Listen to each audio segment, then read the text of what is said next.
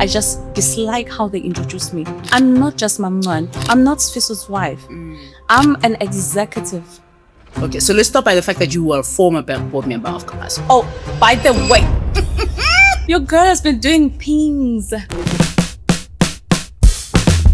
So you're a brand manager? Yes, I'm a brand manager. I'm the CEO and I'm running the show. 2009, we registered our record label. Oh, nice. Ncwane Communications, Ncwane Productions. Please put Ayanda Ncwane's name there. Absolutely. Yes. Absolutely. Because I earned it, I have evidence to prove it. Yes. I was seen as a competition, but I was not. Because I was not doing gospel award.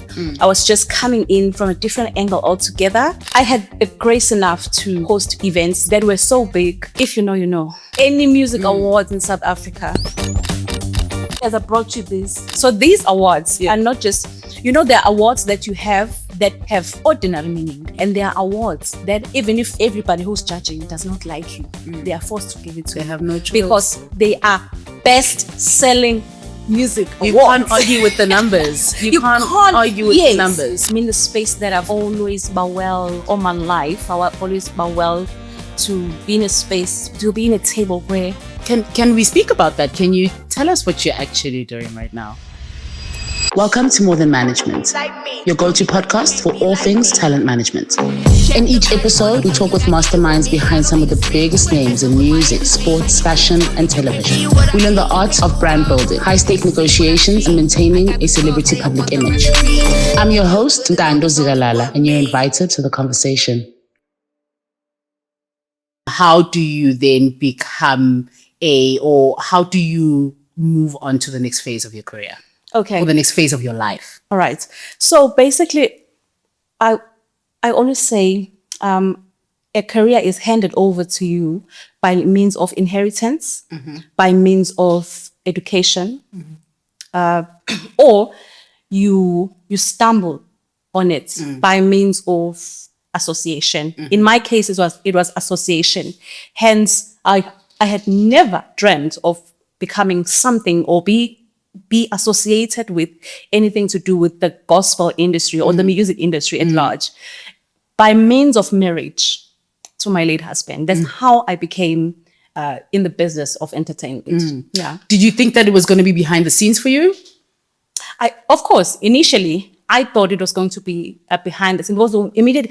Oh, by the way, he was in the majors. The majors, we call them majors, big international record labels. Okay. So it was within the majors. So we got married and within the majors. So now what does that mean? Which major was he with? So he was with CCP at the time. Okay. CCP that was bought by Universal eventually. Yeah. So when we got married, so in the majors we experience the queuing system. Like for instance, we both are the artists of a certain major.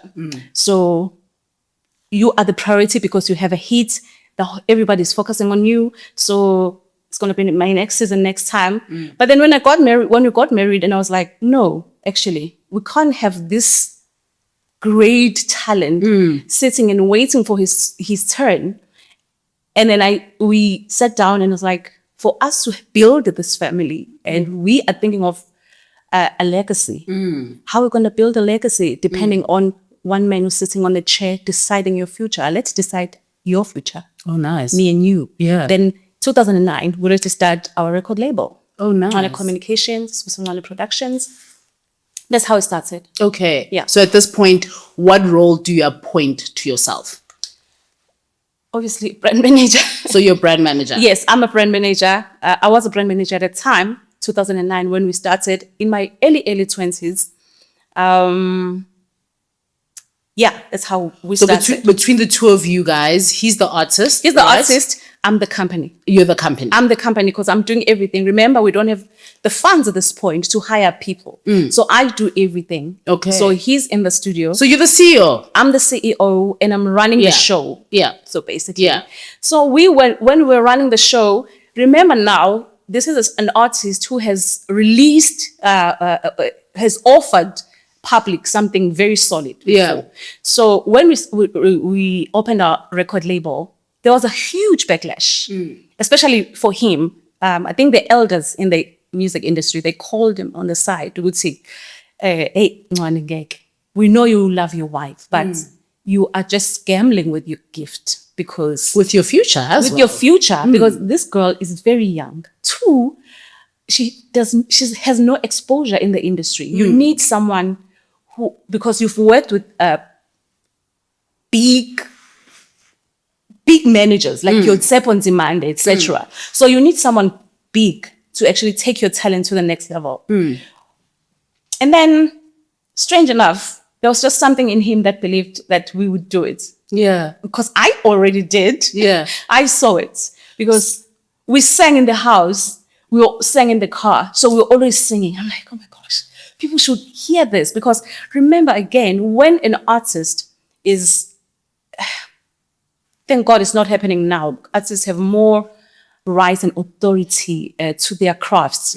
So before, at the time, artists were given direction by the record label that, okay, this is the sound now that we are using, number 1. Number 2, you are going to work with these producers. So your album, your songs are going to be based on your producer. You understand? Who has been given to you. And you are also given the writers. And remember, gospel music does not need writers. It has a certain DNA that is very different from other genres. Really? Yes. Oh, tell me more. It has the depth of the DNA of gospel music is too personal to have someone writing a song for you. Really? Yeah. I did not know that. Yeah. I would have always thought, like, even when you're a major artist, you'll have the traditional setup of a producer, a writer, and all of that in the room. Yes, that professional setup is required. Yeah. However, you are pouring out your soul into a form of a song. If you're a gospel minister, it's way different from other genres. You understand? I can imagine. Yes. Now that you say so yes, and I want to believe that in most cases, your songs are dropped by the Holy Spirit, are inspired by the Holy Spirit, a sermon at church, some dream of melodies. Like my late husband used to dream of melodies sometimes. Really? Yeah. Wake up in the middle of the night, wake me up, because we always had a keyboard everywhere. Really? Yes. Like, so musical family, this is what you guys are doing. Now Absolutely. This is in the car, at home, all the time. You're living this business basically. Yes. Yeah. And then how did you go from being where you were to learning the technical knowledge that is required to fill this role? Okay, I was doubted a lot, as I explained earlier on, that I would not do it. I think that is my weakness in life. Immediately I'm told I cannot do it. Yeah. I just want to prove that actually I can. Yeah. And I will. Yeah. And you do it. So that really fueled me up. Oh, that is where that number 1 comes from. Yes. That I want to be the best. I want to be the best. And I wanted to be the best. Not just the best. I wanted to bring evidence, because Ntando, this world is too busy to remember someone who does not bring results. So you now in a world where nobody believes in you, right? How do you prepare yourself for that before you can even deliver yourself to the rest of the world? I think the first project was more like a footprint. To say, are we going to make it or not? So we recorded our first project and released it. Is this an album? It's an album. Okay. A full album. It's a 14-track album. Okay. When we released the album, now I have to do the things that music managers do, which is sampling. You have to get the songs played. Yeah. Throughout the country. This is not a new artist. This is someone who's known, so to speak, a little bit. Established, yeah. Established. So he has a footprint. He has a certain fan base. Then I realized that this thing is way bigger. It requires more knowledge. It requires more time and full-time commitment. Yeah. Yeah. When we released that first album, we already had our 2 sons at the time. My mother and my elder sister had to take over mothering the boys because we had to be all over the country distributing. At the time also, I think the last decade, that decade prior to 2010, sampling was done physically. Yeah. Yeah. I can imagine you had to go to radio stations. We had to go to put in radio the CD. stations. Yeah. Exactly. They have to see your face. They have to see your face. And you have to and then you have to call again. The compilers on radio stations. You understand? So I was not ready for that. The country is big. It's huge. So I had to be on the road 24/7 to make sure that the whole country has, because you can send via post. You can post the music, but how sure are you if the music has reached the compilers in the radio stations? So in my case now, because I have a point to prove in South Africa that I'm going to kill it. So I had to be there, every radio station in South Africa, big, small, commercial, community, everywhere, to make sure that we have a visibility. We everywhere. Yeah. So yeah. So this is how long after starting Ncwane Communications? Just months. Just in a few months. Yeah. Just okay. months. And then now you're on the ground. Now I'm on the ground. So yeah. How do you? I remember. Let me tell you a story. The biggest ever gospel show in South Africa.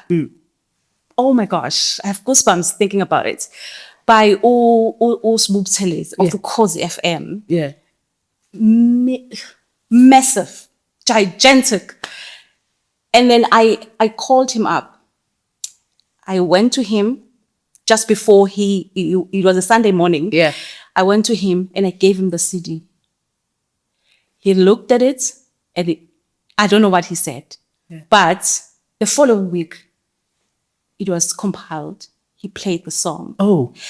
Now I'm only hearing that he was impressed about the work 5 years after my late husband passing, when I was looking at I was able to watch the funeral and the memorial service. Yeah. And he was saying, I was so impressed with Ayanda because I was doubting her and she brought in a CD and it was professional. And I was like, this girl is going to make it.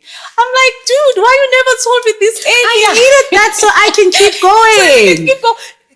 So many things, so many compliments.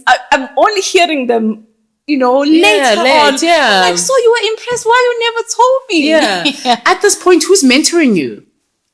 Unfortunately, okay. So the only person that we called up was someone I respect so much, Babu Lindlani of Joyous Celebrations. Yes. So now I call him Uncle Lindelani. Oh, I called him. We called Ukabazela. I remember he was on his way to the airport. We sat with him down and we told him that I now want to do a show at the ICC Durban. There's never been an artist who has done a show at Durban ICC. Girl, are you crazy? So I wanted to do his live DVD. Yeah. It's the Durban ICC, something that's never been done before or thought of, in that case. And then he told me one thing that I ran with. He said, because we wanted him to actually come on board and direct the live DVD for us. And then he looked at us and he said to me, Yabo Ayanda, into ezongisebenzela noNcwane, ukuthi how much do you believe in him? Yeah. So those words for me were enough. Sure, that's incredible. Yeah. That's incredible. So during this time when you are starting out and you are thinking of great ideas, crazy things, you are delulu, essentially, you know, because you want to do things that have never been done before, that first no one even believed in you. Who would you say was the kindest person to you?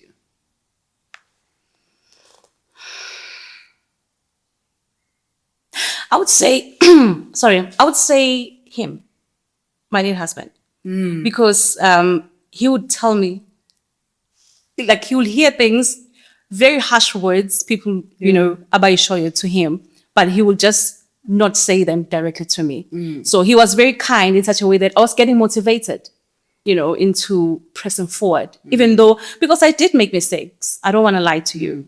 I did make mistakes, but something strange was happening. I was able to, every time we were recording, I was able to pick the actual hit song from his album. You knew? Every time. I don't know how, but I always know how to pick a gospel hit song.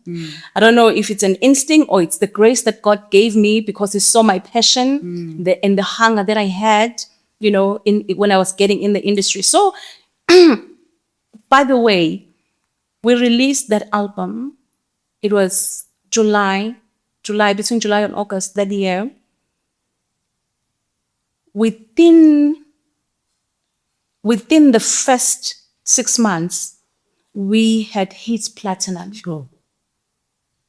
Yes. Platinum is how many records? At the time, platinum was 75,000. Sure. Okay. Copies. Physical copies. Yes. As in, like, essentially, Nyomuntu right now. Girl, we have a certificate from Musica.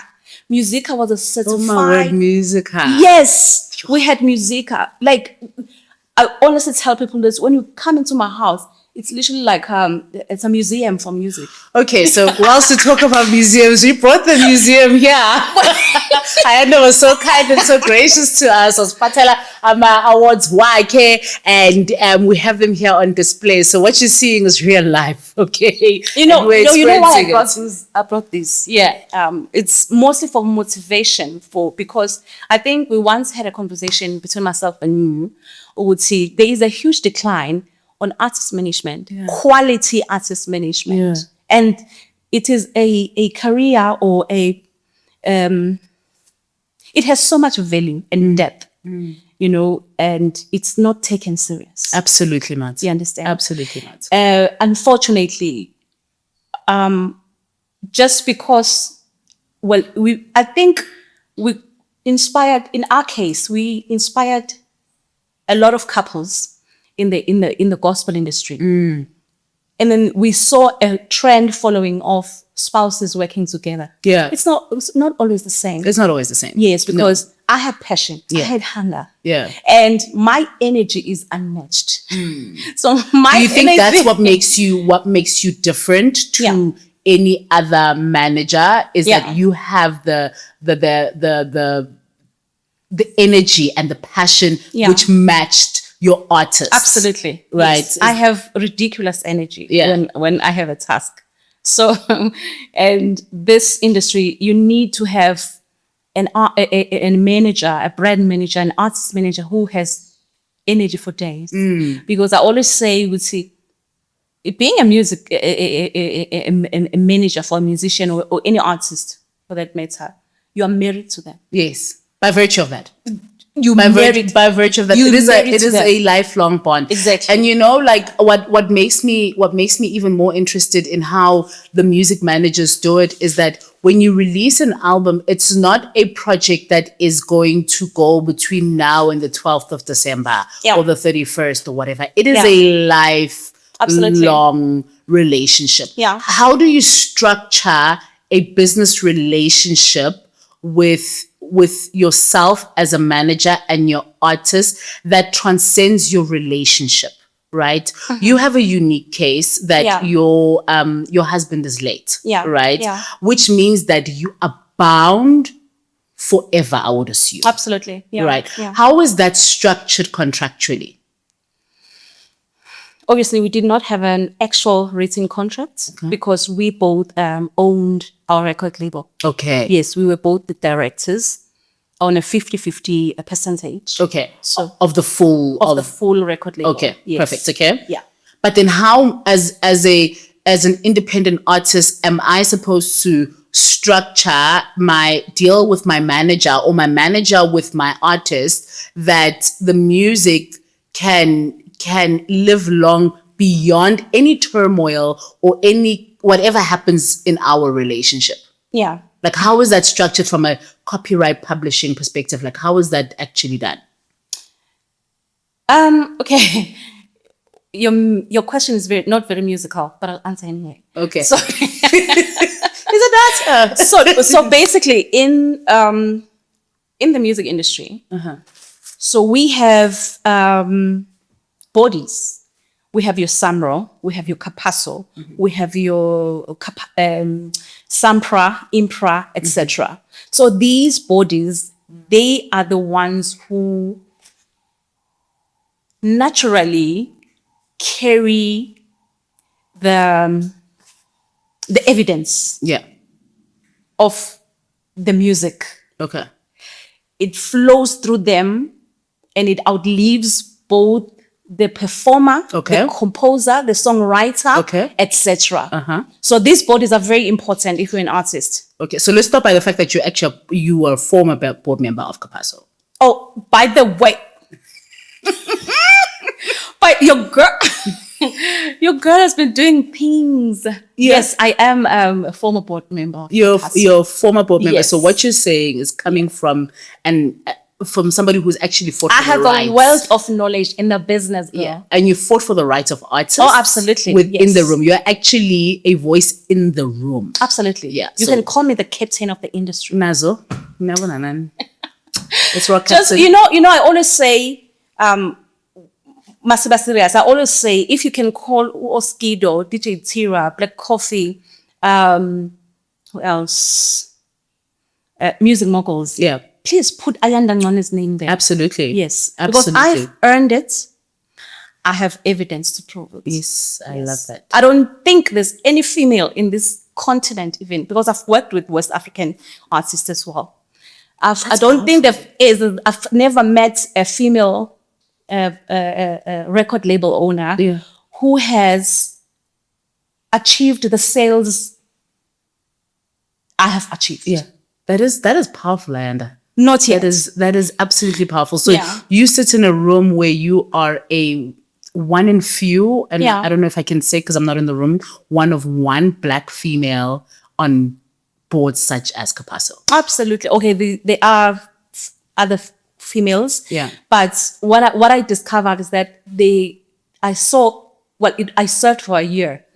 There was no one who is a female who comes from the music entertainment industry, the entertainment side. It was like business. Yeah. So the representation is not real. Yeah. Yeah. Yeah. Okay, so you were telling us, you were schooling us, you were saying they are the bodies. Yeah, those are the bodies that carries out, that makes sure that they outlive. Be it I have a contract with my musician or not, as long as I have done the needful of registering my song with the bodies, then it's all good and well. Then we have the music that is going to last a lifetime. Yeah. Okay. And tell me about gatekeepers in the industry, especially for females, for Black females. How did you navigate that and how did you overcome it? And have you overcome it? No, we can never overcome it. I think, let me put it like this. The marginalized group, which is, I'll speak about Black women in this case. When I entered the industry, specifically the gospel industry as a genre, there was only one female who was the captain of the industry in the gospel, Umam Zanele Mboaz.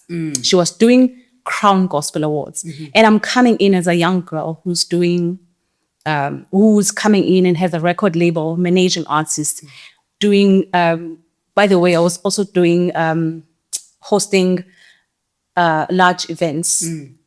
So then my coming in that space, because there's this unspoken rule within the marginalized group that if there's a table of men, then Dando, you are an exception to be the only female within the males. Yeah, there can be two or three. Yes. There can't be two. There can't be two. There can't be two. We need one. Yeah. Also, if you are in a white table, you can only have one Black to represent your group. Yeah. So for me, I think it's a known fact within the gospel community that we had some sort of, not seeing eye to eye, because I was seen as a competition, but I was not, because I was not doing gospel award. I was just coming in from a different angle altogether. I had a grace enough to host events that were so big, festivals. If you know, you know. Gospel All Stars, Africa Gospel Unite Festival, etc., etc. Oh my gosh, please run the credits on the list. Okay, wait, what's the biggest Yes. what's the biggest So now- festival you hosted? Event, Yeah, what's the biggest event you hosted? Like that you've done? Gospel All Stars, Amazing. which was our annual event that took between 9 and 15,000 on the 31st of December since 2009. And I bowed out in 2020 during COVID. So we've been hosting in KZN. We had 2 major events in KZN. It was Facts, Step and Rocks, 31 December. Yeah. It was Gospel All Stars. So we had gospel lovers taken care of by yours truly. And then DJ Tira on the side, you know. That is incredible. And you're Yeah. going head to head on the 31st. Oh, and, yes. And we at capacity, sold out both sides. People who have come to our events, they just know the experience there is crazy. I love that. It's crazy. So my coming in the entertainment as a young lady, I think obviously the gatekeepers. A lot of people were not happy with me when I was, especially because when I came in, I did not just come in. I came in and I took over. Yeah. And a lot of people were not happy with us, especially with me. Like, who is she? You know, also, whenever you can pick up any interview from my late husband, he would always say, I wouldn't be here if it's not Ayanda. So people will always say, no, she's a glorified wife. No, I have evidence. Your to prove. records speak for You itself. know, call up RISA, call up SABC, call up MTN, call up Vodacom, call up, you know, any music awards in South Africa. As I brought you this. So these awards are not just, you know, there are awards that you have that have ordinary meaning. And there are awards that even if everybody who's judging does not like you, they are forced to give it to you. They have no choice. Because they are best-selling music awards. You can't argue with the numbers. You can't argue with the numbers. Yeah, so a backstory to that. The first time I witnessed someone carrying these awards, you know, taking these awards home was DJ Cleo. Yeah. And I was I like, actually wanted to name him in the 5 when you were mentioning the big majors. Oh, I wanted okay. to add him. Yeah. okay, sorry. So for me, I was attracted to DJ Cleo's work. Yeah. I didn't know him in person. Yeah. But I was like, okay, fine. What is it that he knows that I don't know Yeah. as a music executive? Yeah. And then we called him up. We set up a meeting. He was kind enough to grant us a meeting. And then we sat down with him and we asked him, so what is it that you do that makes you the best in selling? Because these awards make so much sense. You're smiling on the day of the awards. You're smiling on your way to the bank. Yeah. So how do you do it? Yeah. And then he introduced us to someone who's very valuable in this industry. I won't mention his name. Okay. So I took a course with him. He groomed me. Oh, nice. Yes. At that time, I was still living in Durban. We sat down and he cooked me. Yeah. He cooked me. Yeah. I remember at the time we went straight to sign a contract with the very beginning of digital sales. Remember now, it was a time of transition. We were transitioning from physical sales to digital. Yes. Yes. This is the space between 2010 and 2014. There was a big moment within the industry. That transition for me, it put us on the forefront because I came to Joburg and learned or schooled hard on how to use digital things, how to school your subscribers, your fans, you know, to transition with you. Give me a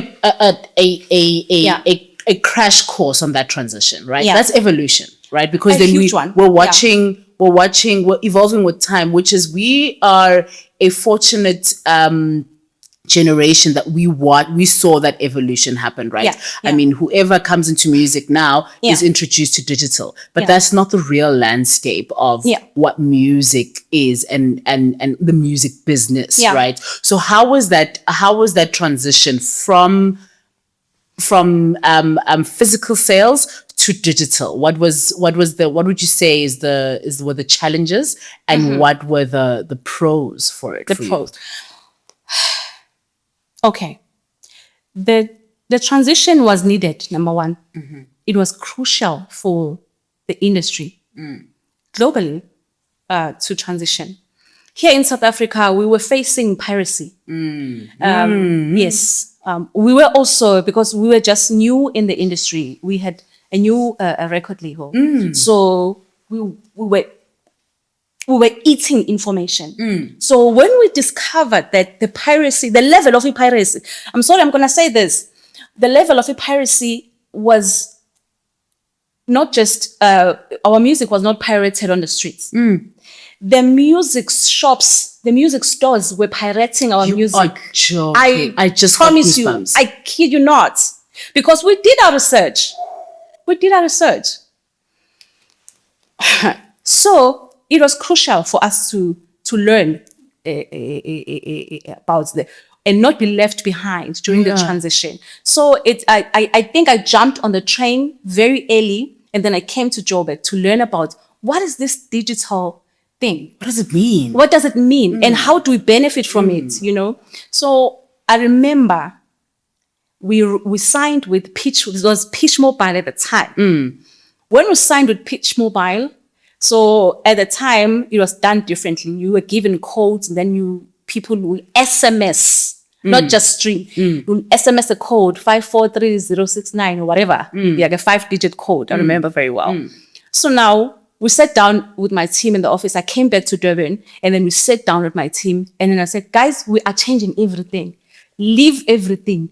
We are starting a tour to teach our fan base, because now, remember, we are doing gospel. Reality is our fan base is mostly, we have a thick layer of audience that is very traditional. So we need to teach them. So we need to do a tour. So we took this upon ourselves to go on tour nationally. Self-funded. Self-funded. Yeah. Yes. We went on a tour to teach our audience how to even, download a song. Oh my goodness. Someone who works at a premier's office, he said to me after we did a tour, because we did a tour for like maybe 3 months. Someone said he was standing inside a lift, an elevator, and then at the time, because ringtones. So he was standing there, and then 4 phones were ringing. All of the phones that were ringing, it was our ringtone. No. So to say, just to give us and to give you an update of the work that we had done. So that is would that be before caller tunes, or is at the same time caller tunes and ringtones? Caller tunes and ringtones were the mothers of digital platforms. Yes, they are the mothers of the digital. I'm understanding it better now. So we were there for front. So you see these awards. So when now then we began to teach our people, then our people, even grandmothers, they knew. The grandmothers, the phones that stay here on the chest, it was really in ringtones. Yes, it was our music mostly. And because we were there making sure that our audience, they understand the revolution that is taking place. So these awards are not just gospel awards. No, they're not. They're not. These are music awards in South Africa. How are you at this point? What are your competitors doing? What are other people doing at this point in time? At that time, my sister, our competition was not gospel artists anymore. Sorry, but it was not. It was the music industry. We were like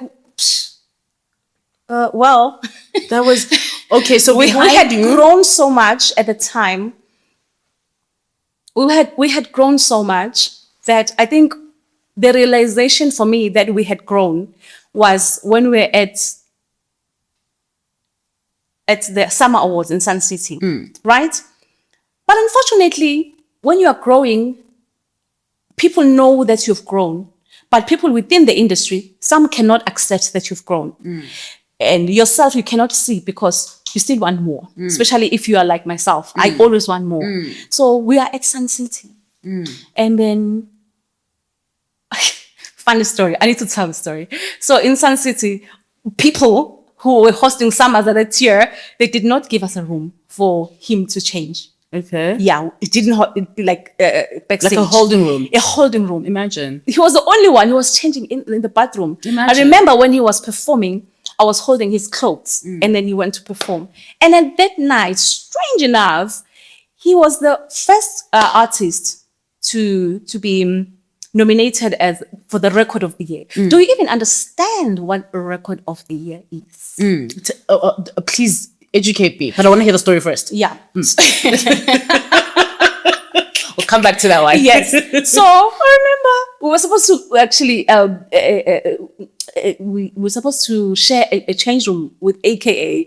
Obviously, he's a super mega. Yeah. He's like, no, I can't share with the gospel boy. Yeah. Yeah. Both of them are like, what's happening? What's happening? Summers. But then, strange enough, by the end of the night, this same gospel artist has won the biggest award of the night, the record of the year. Groundbreaking, by the way. It has never been won till this very date. The record of the year is in my house alone. By a gospel artist. That is incredible. To this day, you guys still hold the MTN Leading Sales Awards. Yes. To this day, To this your day. numbers have not been matched to this very day.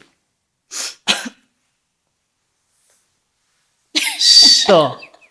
I'm taken aback. So yeah. So you talk about the schooling of the record of the year. Yes. Okay. Tell us about the record of the year. Let me explain this because I have wealth of knowledge about a big song. There is a big song. There is a hit song. There is a classic song. Big song, hit song, and a classic song. Okay. So what is a big song? A big song is a big song that you in your own genre can be big. You don't have a hit song yet. You have a big song. You have a big song. But in your genre. In your genre. Okay, here. If me, as someone who's a Christian, who comes from a gospel community or Maskandi community or Afro pop community, does not know your song, you have a big song, not a hit song. Okay. So unfortunately, people think they have hit songs. No. Hit song is something else. Okay. Hit song hits you and you have good goosebumps. Hit song makes you emotional. A hit song has no age group. A hit song is genreless. Yeah.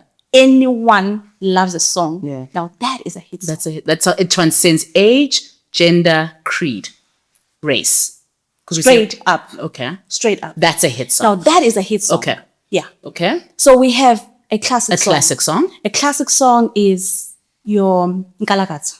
Okay. Nkalakatha is a classic song. I hear you. We have your Vulindlela. It's a classic song. Okay. Yes. We have your Transcends time. Absolutely. Okay. Yes. Those are classic songs. Okay. So there's categories as well. Yeah. In massive songs. Yeah. Yeah. So just because people have big songs, yes, we love that people have big songs, but fight to have a hit song so that anyone you meet on the road is playing a song.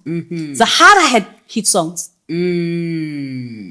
Yeah. You understand? I hear you. So yeah. So how does that contribute then to record of the year? What does that mean in everything? It has to tick all the boxes. So record of the year has it's to from tick. your sales. Okay. It's from it becoming a hit song, ticking all the boxes you just mentioned.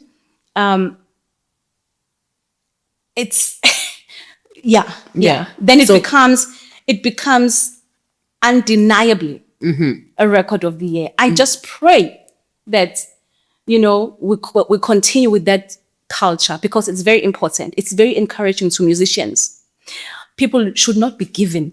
We can give you and gift you that you are best artist, best male artist, but we need to have a decent amount of respect for a record of the year. It's not just a normal song. Yeah. God forbid. Yeah. Can't be. Yeah. It's a song that we in the boardroom, when we are judging or adjudicating, we must fight. We must not fight. It must be unanimous. It must be, guys, come on. Yeah. If we are deciding to give this person, it doesn't make sense. Both the adjudicators of the awards, the musicians, fellow musicians, and the audience, which is the public. We must all not agree. We must all agree Yeah. that was a record. And what do you think about what's happening in the market? Do you think that the record of the years that the current, let's just say maybe the last 3-4 years, is it deserving? Does it tick all those boxes in your professional opinion? No. Yeah, have you ever sat on a board? Have you ever adjudicated a? I don't think I would want to. I was appointed in Accra, in Ghana, to become the president of Africa Gospel Awards. Okay. Initially, I accepted. As time went by, I declined. Why is that? Because I know what they don't know. They just have awards. I know the music business, the business side of music. Yeah. So when I bring facts on the table, it only rings a bell. Actually, you know what? Yeah. So this was my thing. You can't make African musicians compete. It's impossible because we are measuring them differently. Yeah. Most South African musicians are big in South Africa. West Africa are big globally. Okay. So if you make those people to complete, it's unfair to them. It's unfair to yes. Yeah, it's not a fair scale. It's not a fair scale. You can't compare. It's impossible. And then I did 2 years later, and I saw that you stepped down. I need to step down. Yeah. Because I need to be fair. If we are giving someone an award, they need to be deserving because I understand.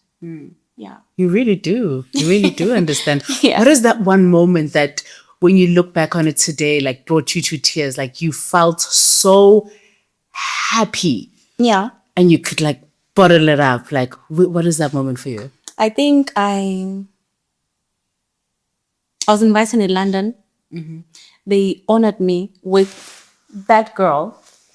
There at the back there. That girl that has an Africa sign. What's her name? That girl is a promoter of the year, of the decade. Of the decade? Yes. Okay, tell me more from which So I did not know that people are watching from outside the borders of our country. Yeah. And then I started traveling. Well, I work in Africa. So you go there, you discover that people know about you and know about your work. And that is so fulfilling. So for me to receive that award, recognizing that the past decade, they've seen my work, it was very touching. Yeah. Yeah. In a space where there's a lot of people who have a lot to say. Yeah. And sometimes about nothing. Yeah. How do you remain positive? What anchors you? Okay, if I'm not used to it by now, then it means I'll never get used to it. People had so many things to say about me at the very beginning of my career, doubting me and refusing to give me an actual title that is mine, would still not call me. Even, let's say, even at events, I would sometimes decline events because I just dislike how they introduce me. I'm not just Ncwane. I'm not Sfiso's wife. I'm an executive, in my field. In your own right. I'm an executive in my field. Awarded, you have the accolades, you've earned everything. That's why my team will always say, why do you prefer to take invitations from outside South Africa? I'm saying they call me by who I am. They call me by who I've done. They don't just call me by who I was married to. Yeah. It goes beyond that. It goes way beyond that. Yeah. And it waters down everything that I've done. It's actually such a pity that you are being recognized in the rest of Africa while we look shy away. Yeah. What would you say people come to you for advice for? If you want to make a star. Ooh. Yes. Yeah. I think I have the tools. The only time I failed to make someone a star was my son. Why do you say you failed? I remember when we already knew from when he was younger that he was going to be. He is a quality musician. Absolutely amazing. But then I wanted to resume the position of management in his career. And when we did that, I remember the first, with shooting a music video. I was asked several times to shut up. I was to the director of the movie. What genre is your son? He's a hip-hop artist. I was mothering him throughout the time. And I was chased away until the production has to close down. So that was the first time I failed the duty. Exactly. Because I'm arriving a bit late on set. I'm like, oh my God, that shit. You know how they dress, right? They dress like hobos. What do you mean? What's happening? Like tuck in and all of that. It was horrible. It was horrible. Everybody was mad at me. I could see. I went home and I said, God, how come I also consult for other musicians? Yeah. Mostly outside South Africa. Yeah. You know. Yeah. How come I've consulted for such huge stars and I've built such quality, sustainable, solid career in the music industry? This small boy, I can't help him. I was so. I respect that highly. I don't think it's a fail. It's more of a handover situation where you're just like, look, I think you're great. Yeah. But somebody else can take over from here. Absolutely. Yeah. What is like a principle that you live by, that you have to be this for me to work with you? As an artist? Yeah. Oh my gosh. Or rather, what's a non-negotiable? Non-negotiable? When working with you. Hey guys, if you're watching this and haven't subscribed yet, I'm Ntando Zigalala, and I'm inviting you to join me on this journey into the world of elite talent management. Hit the subscribe button right now because you don't want to miss out on behind-the-scenes conversations with industry kingmakers, strategic blueprints from managers who've mastered high-stake negotiations, as well as untold stories of how careers are shaped and global brands are built. Don't just watch, become a part of our community that's redefining what it means to be more than a manager.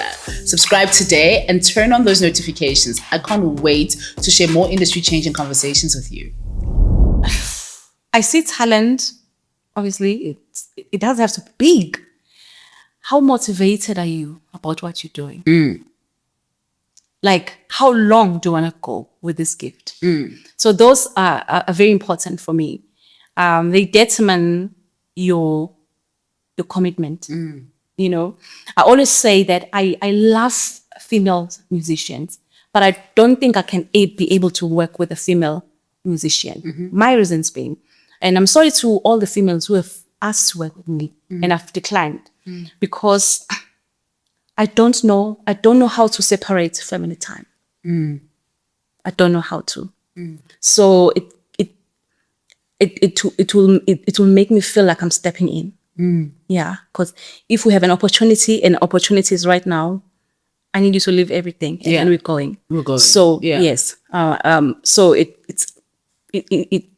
will become unfair because as a female, a musician, you still need to have time for your family, for your husband, for your children. That's a very interesting principle. So for me, with the speed that I like to work, I don't think I can do it.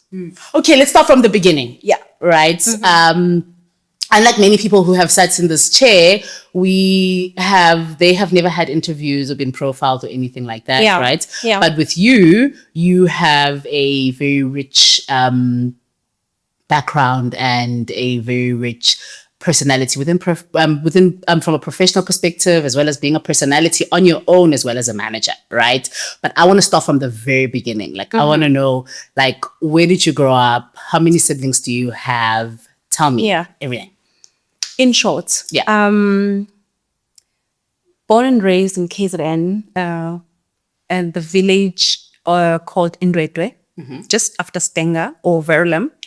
Yeah, 5 siblings. So, yeah. You are oldest, I'm the middle? second born. Second born, okay. I'm the second born, yeah. 2 girls, 3 boys. 3 boys. You have an older brother? Older sister, and then 3 younger brothers. Oh, interesting. Yes. Okay. Yeah. By the way, everyone in my family is an artist. Really? Yes. Everyone? Oh, everyone. In what sense? Like, in what context? Okay. My elder sister, she is, she makes clothes. But she's in business. And then myself, well, I don't, I manage, I make artists famous and rich. Yeah. So my immediate younger brother, Ulungelo, he, if you have seen any sculpture in South Africa, most likely it's him. There's very few people who can make sculptures. Like in your Madame Tussauds. Yeah. Oh my gosh. Like wax or like wax. Oh, that is incredible. Yes, he is. I think Mandela Square. He works with most malls in the country and the continent. Oh, nice. So he's big like that. What a rich family. Yes, my other brother. He went to school with AKA, by the way. He does hip hop, but behind the scenes, he more production. And then my youngest brother, Pupo, is an artist in fashion.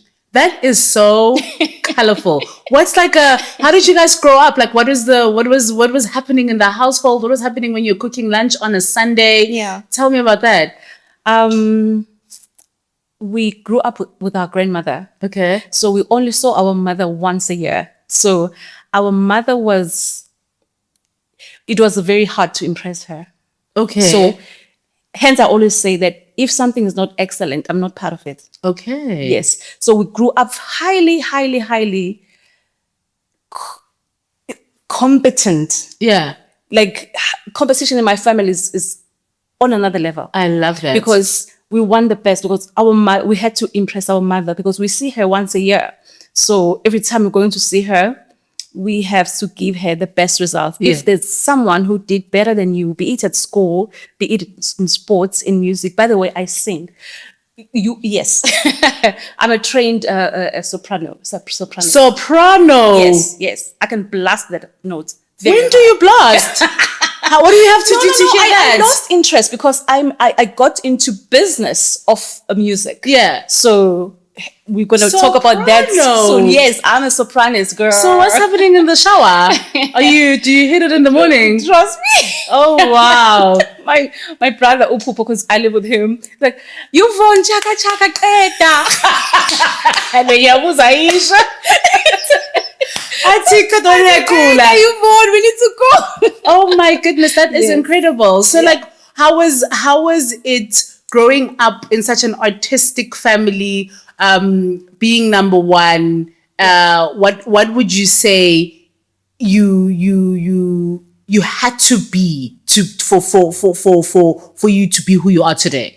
I think we didn't know at the time, it was a motto that was enforced in us. Mm-hmm. You need to be the best. Yeah, in a crowd, you need to be the best, because nobody ever recognizes number 2.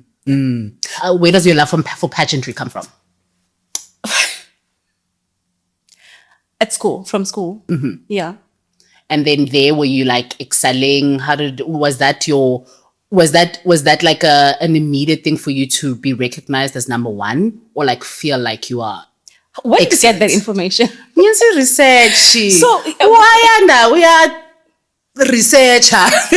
Okay, by the way, I think it was something that happened at school because, fine girl and stuff. So by default, you don't plan it. But also for me, I was like, oh my gosh, this thing is happening. I'm always winning these competitions. Always winning. So yes, I'm always winning these competitions. And I started falling in love with Basetsana. Yeah. And she became Miss South Africa while I was in school. And I was like, oh my gosh, so this thing can give you a career. Yeah. And and I thought, through modeling, I would end up being someone through modeling. Yeah. But it was the other way around. It was the other way around. Yes. Yeah. What is your parenting style? My parenting style. Yeah, as a woman who's always on the move, constantly getting bigger, better, evolving.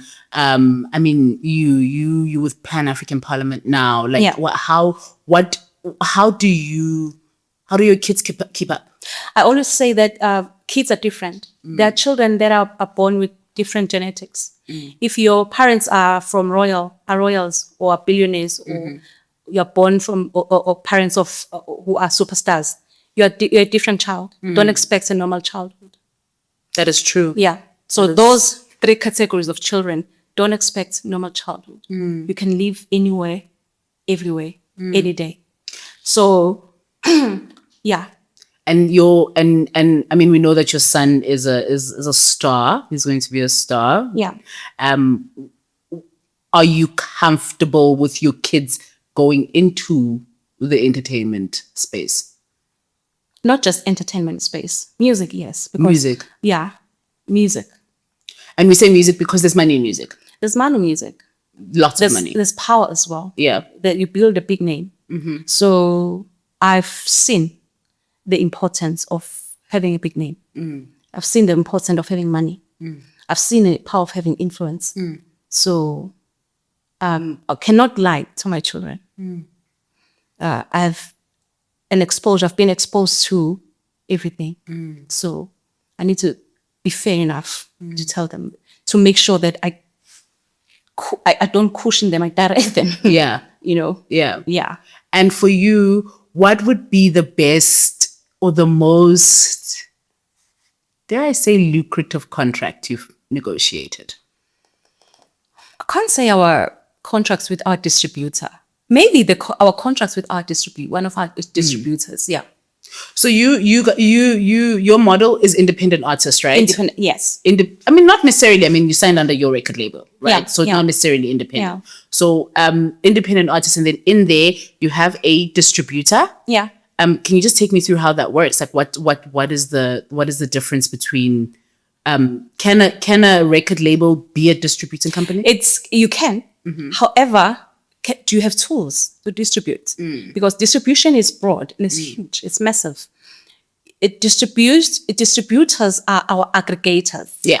Aggregators are our collectors of our money. So if you're going to have a team that is big enough to do your distribution, then kudos to you. You can do it.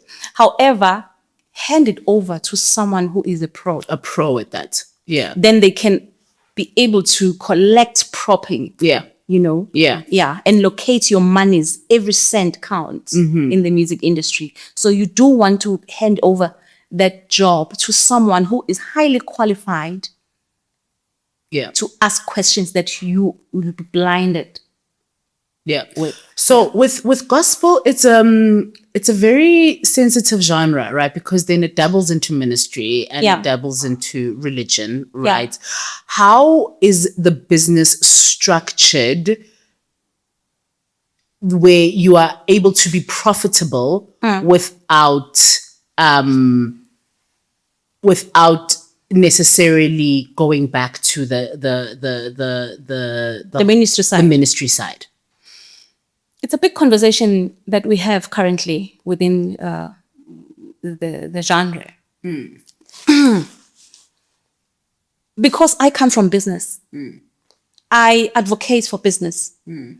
You are a called minister, because some are just talented, some are really called ministers. So just because you are now a recording artist, a recording artist, it means you are a professional. If you cannot keep up or go with the rules of becoming a professional artist, don't go to the studio. A recording artist immediately qualifies you to be commercial. So immediately you are commercial, it means you are selling your gift. You are selling what you're doing to the audience, to your audience. For the longest time, there's been a huge manipulation as Christians from the Christian community that gospel ministers, no, you are just serving God. They are serving God. But these are professional ministers. These are recording artists. And we have to respect that. There's been a controversial topic online, I think for the past 2 years or 3, that why gospel artists charge when they're performing. Yeah. Please pay gospel artists. Because I've heard that there's a request most times to do it at either for free or a relaxed free I fee. completely negate that statement that gospel ministers should perform or minister for free, because gospel musicians are the only artists that are expected to have a almost perfect image. You have to come look clean. You have to come on time, because that translates to you being respectful and humble. So all of these things, you understand, they need money. So these people are here to make money. They went to the studio to record at it's a cost, to have their music marketed. You call them up, you know them because someone put the money down for them to be marketed and promoted. That's how you know them. That's how you know their songs. You understand? So there are all these avenues that people don't understand, that goes behind the scene to make someone known. Like, So- I mean, it's a strategy, right? It is. And Absolutely. what brand strategies did you implement that will develop the brand separate to? Well, I don't want to say separate, but but separate to the ministry. You know, like you said, like you have to be clean. You have to, be respectful and that type of stuff. What else do I need as a gospel artist to be able to master that? To master the arts. Yeah, to master my brand. I'm not necessarily interfering with the ministry, but still being able to maintain the respect. Lifestyle. Yeah. You need to balance your lifestyle. That is why you have some gospel musicians, they live a normal life of, they have girlfriends, they're not married. Omunye has boyfriends. Omunye mhlambe, they still drink alcohol. Omunye, some they still lesbians or gay, because that is a fact. You can't run away from that actual fact. However, because now you are a gospel star, you are a gospel minister, you, unfortunately, that private life, you have to make sure that it does not mix with your public life. Yeah. So do you feel like the Christian community is sometimes a bit too harsh on musicians, on creatives, on artists who are looking to make a living Through gospel ministry? Yeah, ministry. Sometimes. Yeah. Remember, by default, as Christians, we are very judgmental. We judge each other. You don't have to be behind the microphone. Yeah. It's older generation, they look at younger generation and this is not how it's done. You are a Christian. How much more now if you are in the limelight? So the judgment, it's on another level. So the gospel musicians, kudos to them, because they are judged harshly. I can imagine. Not by people outside, the members of the community, the Christian community themselves, like, oh no, he shouldn't have worn that. you shouldn't have done that. But I'm so glad that, again, during during the transition, because we entered the industry when it was very traditional. You are wearing a suit when you're going on stage. You are wearing kick and boboza when you're going on stage. You understand? You don't dance. So for us, I was a young person. So I was introducing that, no, actually, I remember the first time we went and bought Timberlands. He said, you're going to perform with Timberlands. Oh my goodness. Yes. What happened there? What did they say? Yes. Papa, I'm sure page 3. Of course, it was on everywhere. Yeah, on the Sunday newspaper. Yeah, like they are changing things. They are making things worldly. No, we're Sure. not worldly. We just, because we could see that we had young people as our fan base, huge following of younger generation as our fan base. So we're like, you know what? We are still very young as well. Service, let's just service. That's how we actually became not just gospel artists. We became artists. Yeah. Yeah. You cross genres. We crossed. Yeah. Do you think that you could be... Then that influenced what we see now. Yeah. I'm so glad that musicians now, they go on stage rocking, sneakers and stuff like that. Yeah. So now somebody had to break down that Someone door. had to do it. But when we did it years ago, I remember it was very harsh. We were called in by, obviously, fathers of the gospel. Yeah. We see what you're doing, but children are watching. Yes, we want children to watch. This is the reason we want them in here. Yes, we want them here. If you are preaching the Vumelana Bantwana Bezegimi word, it's a powerful scripture. How you bring them? How do you bring them? You bring them because they see themselves, they identify themselves in us. Yeah. What advice would you give to a manager who is young and is managing a young upcoming gospel artist? Keep with the times, but don't forget the traditional way of doing things. Don't overlook the traditional media. It is still very important. Very. So social media is brilliant and good, but don't leave behind the traditional media to complete your work as a manager. As a person who has changed the landscape of the gospel world throughout Africa, right? Yeah. What would be your advice to music executives who are preparing for the next decade? What are they supposed to be doing?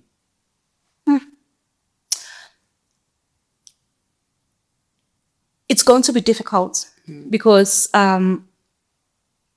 stars now, anyone can become a star. The qualities of becoming a star is changing rapidly, and you need to be careful not to identify trending as stardom. A star, a superstar, and someone who's trending, those are completely two different things. I just to reference that, I when I was trying to prove a point that I'm the real Makoya, I signed a young group in South Africa. Within a space of a year, everybody knew about them. Yeah. Hit song, hit song. Moya Vuma. Yeah. I was there. I knew I did not want to actually personally work with an artist, but I wanted to show people that I cut this. 2, I wanted to show people that I know I know this work, and I need you to respect me. I could have worked with a Dr. Tumi. I could have worked with anyone else in the industry, but I went and worked with someone who has never been in the studio before, just to say, I can do it. It's just that I have other things now that I'm focusing on. Yeah. So now, talking about that part of a star and a trending, I always said to them, you are a trending artist. You are not a star yet. You're trending right now. You're trending. You're not a star because it's my decision. Because I'm trying to prove a point about my work to make sure that everybody knows about you. Then a star quality has branches, has roots. It's solidified. It's solidified. In the ground. It's in the ground. And it's going to grow from there. Exactly. Yeah. So, yeah. So, do you still manage them? No, I released them because my focus now was to just do other things. Big girl things. You know about them. And with the role that you're servicing now, what lessons have you learned from all the professional knowledge that you have that you think is helping you, aiding you right now?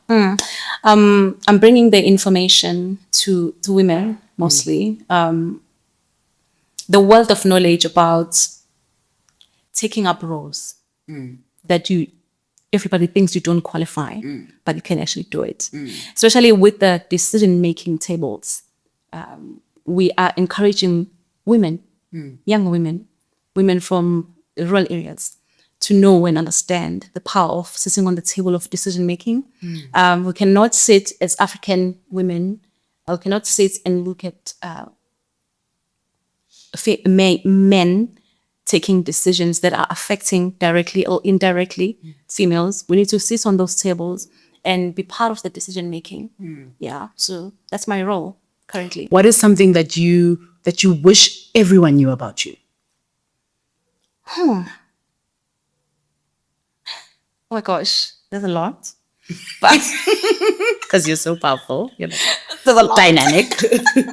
I grew up as a Girl Scout. That's me. Really? Yeah. All my childhood, I was a Girl Scout. What's a Girl Scout in South Africa? Like, what does that mean? A Girl Scout. It's just that. Like, is it like what we see on TV? You know, a Scout, a Boy Scouts? Yeah. And then a Girl Scouts. Like the one on TV. You know, I'm sure about uniform, but for yeah, is it the same thing? Yeah. Okay. I think one of my badges, because you get honored with a badge whenever you finish like the one on TV. Yeah. So one of my first 3 badges was leadership. Hence, I knew like leadership. You give me any leadership position, I'll nail it. Yeah. So yeah. So I think Girl Scouting shaped my leadership.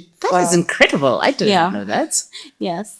What do you love most about being a leader? What are the 3, what's the advice you would give to anyone in a leadership position? 3 things.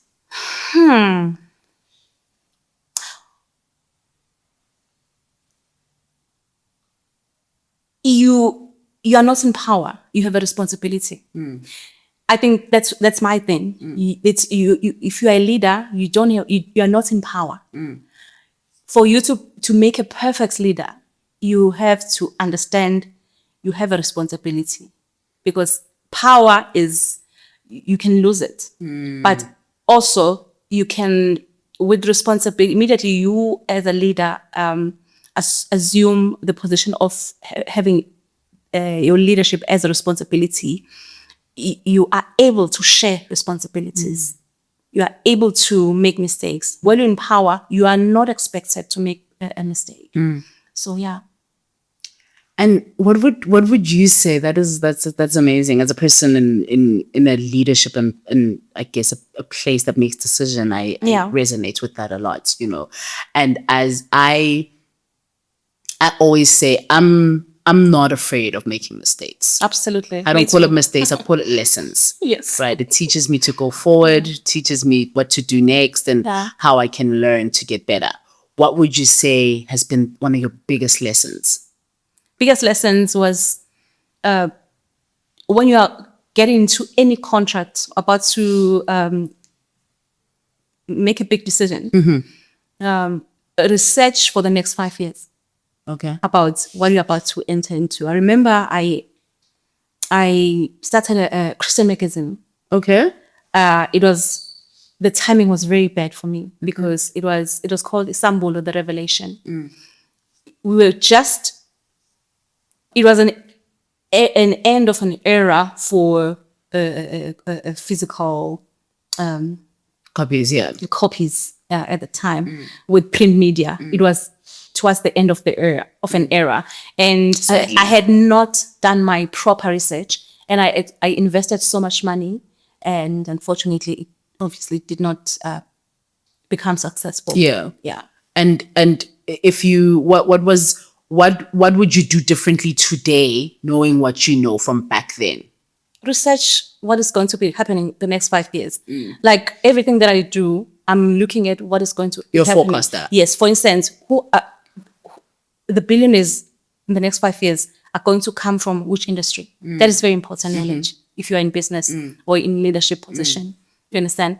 And what are the tools that are going to make people important, make people famous, make people have money, and all of those things. So that's very important to plan, to look at the next 5 years, research like the possible next 5 years. How this is it going to be shaped? What is going to shape the next 5 years? Like for instance, right now, it's very difficult to work with people who don't even believe and understand that the next 5 years is going to be shaped. Our next 5 years globally is going to be shaped by the AI integration. Yeah. Yeah. If you're not there and you haven't accepted it. Yes, if you're not there, you're not going to survive. Accepted, and because you have to adapt to die. You have to adapt. Yeah. That's essentially that. So if you don't do a crash course, this and that, to equip yourself for the next 5 years, then we're going to have a problem. I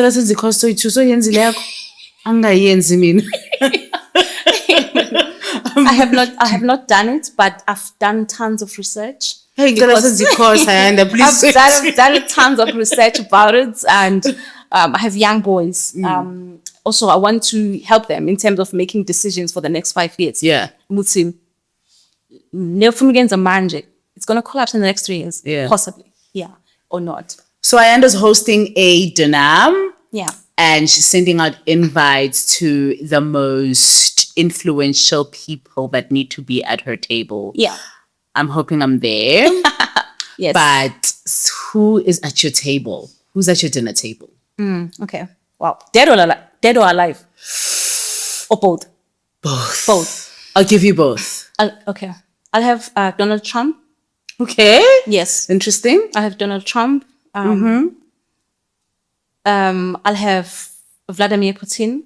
Okay. You have heads of states. Okay. I'll have Queen Elizabeth. You have heads of states. Okay. Yeah. I'll have Michael Jackson. Okay. Yes. I'll have Jesus. Oh. Yeah. Shoo. Yeah. Ayanda. Yeah. That's a powerful table. Yes, I would want to know the amount of power and to sustain it. Sure. Yeah. Wow. And after making the mistakes, but still remaining. Yeah. So these figures for me are few of the figures that I look at them, but this is not normal. What is this?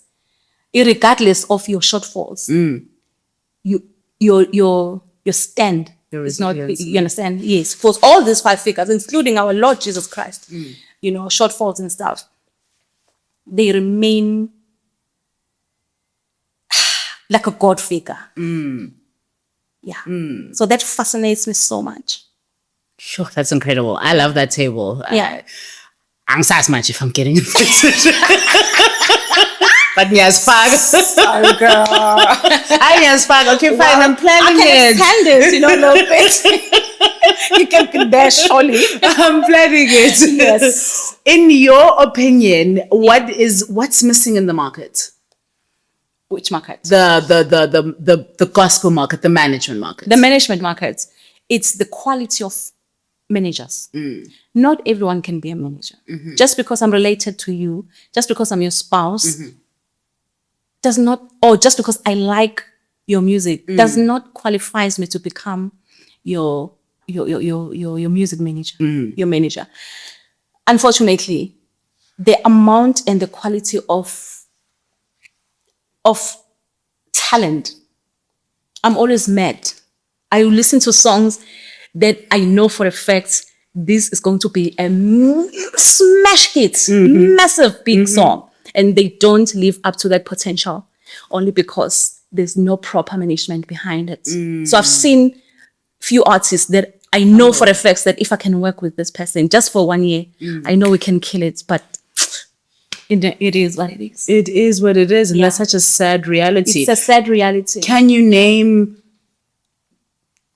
2 of the best gospel managers at the very least? Within the gospel world? Who in gospel world? Yeah, who in your opinion? I would say I respect the management of Joyous. I'll tell you why.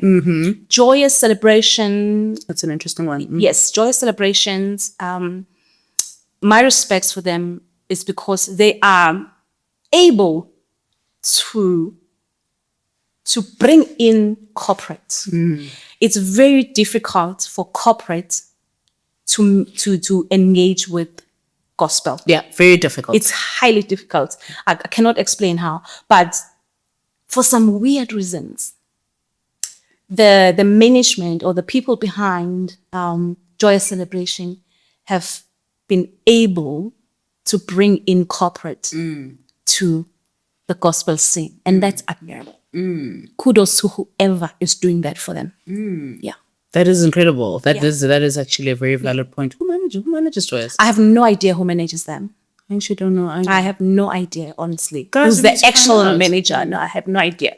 But whoever is doing it, is doing a brilliant job. And My also God. like the many personalities and voices that exist within a group. I can't imagine actually managing a group. Yeah, and for the fact that the longevity of the group, changing faces every year or every season, it's admirable that they will still stand as a solid, trusted group after changing faces. For me, that is a true art. Yeah. I respect whoever is. Yeah, I do. Obviously, well, when it comes to the production and the management of it, obviously, Baba Kalazela, sir. What would you do today if you weren't afraid? If I weren't afraid? Yeah. Whew. Well, it's a secret, but I'll say it anyway. Okay, I'll also say the other one. It's more than one. If I wasn't afraid, maybe not. That's gonna put me in so much trouble. You're not gonna be in trouble. It would put me in so much trouble, but yeah, maybe let me just keep that for now. Oh my God. Because I would want to tell the truth. Yeah. Now, the thing is, it's so okay, fine. But is it something that is completely unattainable and unrealistic? It is highly, it's attainable. However, it's also questionable. Okay. Yeah. I want to know so badly. Okay. Yeah. Going, yeah. Yeah. Yeah.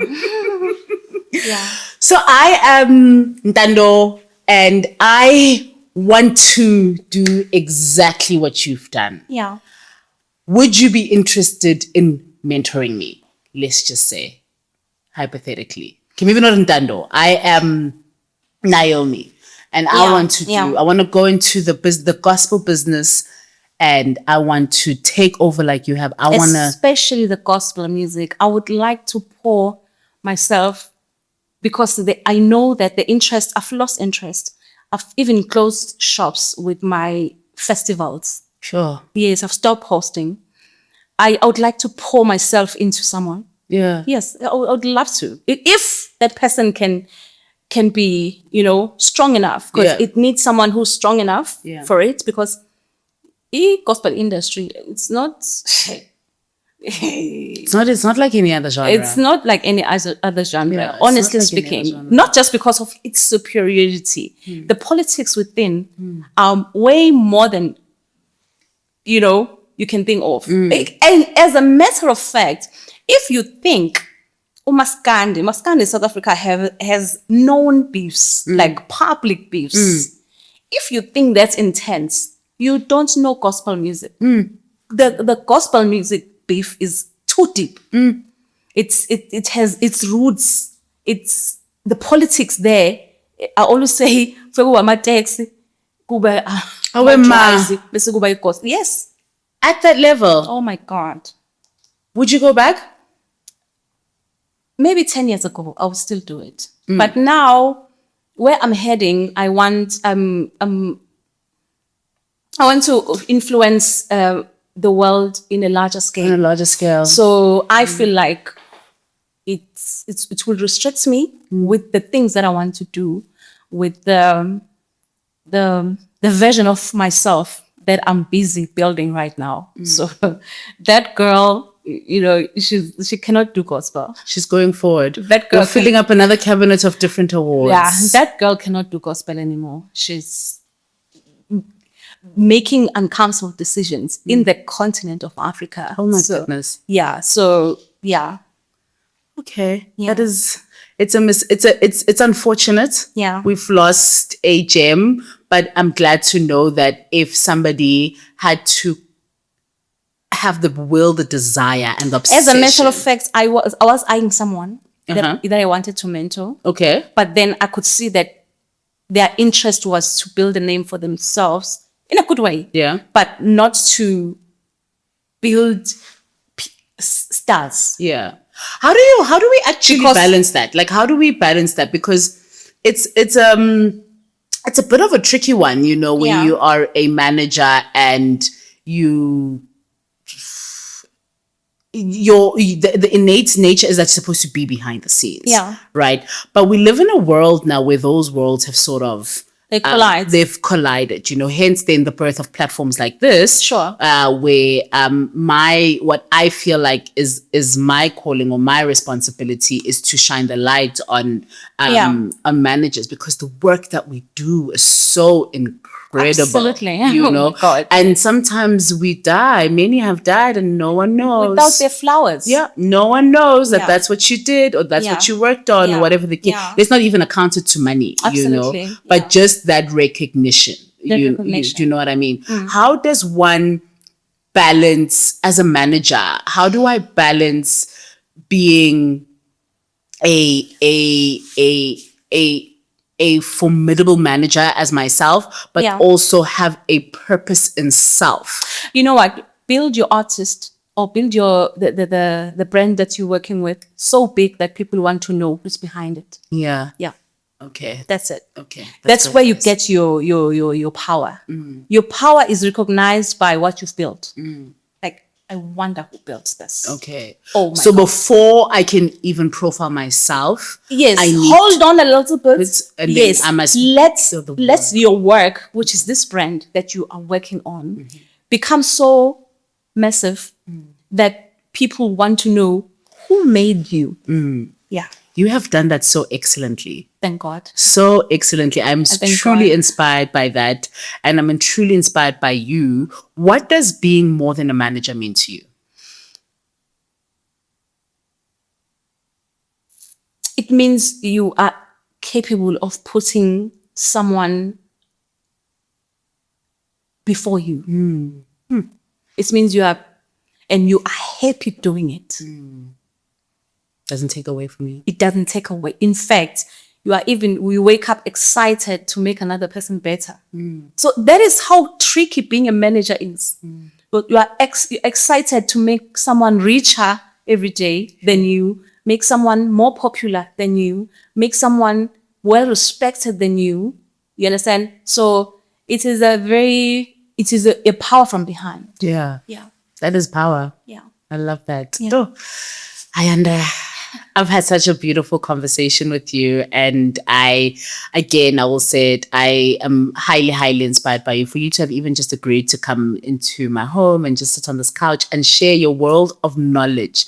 There's things about you that I learned when we were doing research, and the whole time I was gobsmacked. Oh. I was like, I did not know this. Oh. You're saying what? Oh my goodness, that is incredible, And again, we go back to the numbers speak for themselves, And I wish many, many artists could have a force behind them like you. I wish that too. I always wish that I always look at artists and I wish I could work with them. Yeah. Every day, trust me, it's in my heart.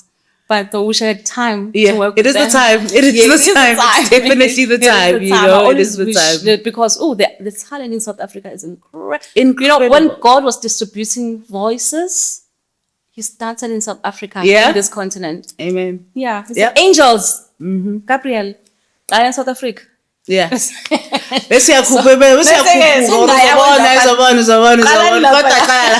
Yeah. So yeah, we are highly gifted, but unfortunately, there's no balance because of the management side. Yeah. Yes. But one thing that we can both agree on is that management is a career of the future. It is a massive career of the future. In fact, I would, if possible, you keep on popping up a discussion about we should do a masterclass. It is needed. Yeah. It is needed. People need to know because people do love managing other people. Yeah. That is why you meet random people. Say, oh, I do PR on management. Because you can see there's love. There's love for it. But Yeah. all these people who are always saying, I do PR, they're not equipped. Yes. And I think it is our duty. It is, yes, it's a duty, of people who have equipment. Yeah. You know, to say, these are the tools. You need this. Yeah. Because you already have the burning passion. Now this is what you need to run the show. This is not how it's supposed to be done. Yeah. And I think it's definitely a career of the future. And I'm so happy that we have pioneers like yourself, you know, who can sit at the head of any table and basically be able to teach us and tell us what is supposed to happen next. Because that doesn't exist. There's no school where you can knock and say, truly, teach me how to be a manager. Exactly. There's no such thing. It's diluted in PR and this and a little bit of that and a little bit of this. But there's no true education. Absolutely. To it, you know. It isn't there. Like myself. Like us, yeah. But then there's no the plane as it moves. You know, as time goes by, as we close, Dando, the times are becoming more and more upbeat. So we are in an upbeat era. There's no time for you to learn as we go. You need to know because every day there's someone. That's true. Yes, that is so true. Yeah, because there isn't a time to really make those big mistakes. No, you can't. You can't afford it. They it. cost way more now. Yeah. Sure, that's scary. But I mean, we have lots to talk about, lots to do. Are you committing to a masterclass? Oh, absolutely. Sign me in. Time. Yay! It's called More Than a Masterclass. More than okay, child. Bring Chris Jenner. Chris Jenner. Is she coming? More than a masterclass. Ayanda, you're such a strategist. Why can you see the future? A forecaster. Girl. Yeah, thank you so much for coming. We've really enjoyed having you here. We've learned so much and there's more to get from you. I could dig up gold, you know. But before that, I want to dig into your phone book. You know, as managers, we have powerful people in there. But when you're more than a manager, your phone book, hostage. Honestly speaking, numbers here, even me, I'm shocked. I'm sure Even me, I'm shocked. A to Z. Thank you. That's incredible. Wow. So we do a thing here where we ask you to video call who you think is the most influential, powerful person in your phone book that will answer. It's a tricky one because we have people who are in different time zones and everything in between. Please indulge us. The most powerful person in that phone cannot answer a video call right now. Oh, Nkosiyam, what a powerful answer. And I can't argue with that because that makes so much sense. But they'll answer one from Ayanda. Not a video call. No. Okay, should we do a phone call? Maybe we can do someone else that is always, someone that I know for if I could take my video call. Okay, let's rock. Let's do it. Okay, this person, maybe in their own field, is quite influential. And they are going to be even greater.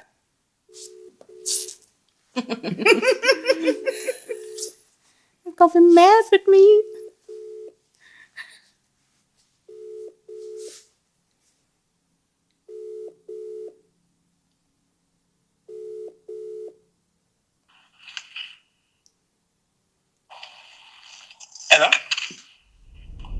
Hi, Kicks.